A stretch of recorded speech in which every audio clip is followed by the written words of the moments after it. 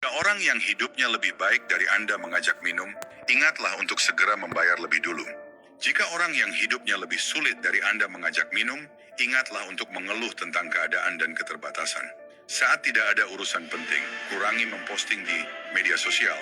Selalu ada orang yang diam-diam mengamati Anda. Jangan pernah pergi meramal nasib, meskipun gratis, tetap jangan. Biasakan menyimpan selembar uang 100.000 rupiah di dalam casing ponsel. Jika keluarga atau teman dirawat di rumah sakit, jangan mengunggahnya ke media sosial. Gaji 30 juta rupiah, katakan kepada keluarga 20 juta, katakan kepada orang luar 15 juta. Datang ke rumah orang lain, jika tuan rumah sudah menuangkan teh, sedikit atau banyak tetap minumlah satu teguk, itu adalah bentuk rasa hormat. Bertamu ke rumah orang lain, jika pasangan tuan rumah tidak keluar dari kamar, itu tanda Anda tidak disambut, segera cari alasan dan pamit. Jika ada tamu di rumah, jangan menyapu lantai, itu isyarat ingin mengusir tamu. Jika orang lain memberi amplop pernikahan 1 juta rupiah, Anda tidak boleh membalas 1,1 juta, itu aturan sekaligus etika. Menumpang mobil rekan kerja, duduklah di kursi depan samping pengemudi, jangan duduk di kursi belakang. Barang milik kenalan, usahakan membeli sesedikit mungkin, semakin sering membeli, semakin mahal harganya. Jika Anda tidak bisa memahami suatu masalah, pikirkan dari sudut pandang kepentingan, dengan begitu pikiran akan lebih jernih. Memilih pasangan hidup berarti mengubah nasib. Mencari uang berarti mengubah peruntungan. Tidur lebih awal berarti memperpanjang usia. Membaca buku berarti membangunkan kesadaran. Disiplin berarti memecah kebuntuan. Diam berarti menghindari bencana.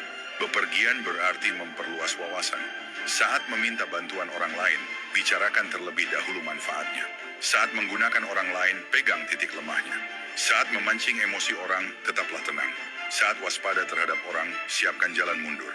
Saat mempercayai orang, perhatikan detail kecil. Saat membantu orang, cukup bicara seperlunya. Orang baru tidak patuh, bersikaplah dingin. Orang lama bermalas-malasan, ingatkan dengan tegas. Orang berbakat tapi sombong, kendalikan. Orang tidak kompeten dan malas, singkirkan. Orang suka memprovokasi, isolasi. Orang kepercayaan yang terlalu berkembang, cabut kewenangannya. Jika tim mulai longgar, buat satu contoh sebagai peringatan. Jika hati orang mulai goyah, ciptakan harapan. Jika teman mengenalkan Anda pada sebuah pekerjaan, dan Anda memperoleh 50 juta rupiah, beranilah memberikan 25 juta kepadanya. Percayalah, selama Anda mau berbagi, pekerjaan tidak akan pernah habis. Jika ingin menarik seseorang mendekat, seringlah meminta bantuan kecil darinya, lalu berikan hadiah kecil. Jika terus saling memberi, hubungan akan semakin kuat. Inti bertahan hidup di masyarakat adalah apa? Banyak memberi hadiah, banyak bersosialisasi. Saat menghadapi masalah, orang cerdas menggunakan uang untuk meredam bencana. Orang yang tidak bijak hanya mengeluh dan menyalahkan keadaan. Saat berkumpul, kurangi membicarakan pencapaian diri sendiri, lebih banyak mendengarkan cerita orang lain, dan jaga harga diri mereka. Soal penghasilan, jika keluarga bertanya, katakan cukup untuk hidup. Jika rekan kerja bertanya, nah katakan kurang lebih sama saja. Dalam hidup, lihat kekurangan orang baik, pelajari kelebihan orang buruk, itulah tanda kedewasaan. Pergi mencari nafkah, ingatlah hanya mengejar rezeki, bukan menang atau kalah.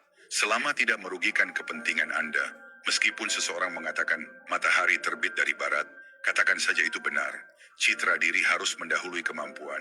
Jika tidak, kemampuan Anda akan mudah diremehkan. Orang menghormati penampilan terlebih dahulu, baru kemudian menghormati kepribadian. Menghormati tampilan luar lebih dulu, baru menghargai isi batin. Manusia harus keluar rumah, bersosialisasi, dan mengalami berbagai hal agar otak mau berpikir dan merasakan bahwa dirinya benar-benar hidup. Jika ingin memiliki hubungan baik dengan orang sekitar, jangan pernah membagikan kebahagiaan dari keberhasilan Anda. Karena keburukan terbesar dalam sifat manusia adalah tidak sanggup melihat orang lain lebih unggul. Saat emosi memuncak dan ingin mencurahkan segalanya, ingatlah untuk segera diam. Jangan karena merasa cocok sesaat lalu membuka semua rahasia. Belum akrab tetapi berbicara terlalu dalam adalah pantangan besar dalam pergaulan. Orang yang datang bertanya dengan jawaban di tangannya, yang mereka cari bukan jawaban, melainkan kelemahan Anda. Jauhi siapapun dan apapun yang menguras energi Anda, melihatnya sekali lagi pun adalah kesalahan. Jika orang memuji Anda, cukup tersenyum. Jika orang mencaci Anda, dengarkan saja. Jangan tersinggung dan jangan dipercaya. Jangan pernah menjelekkan siapapun.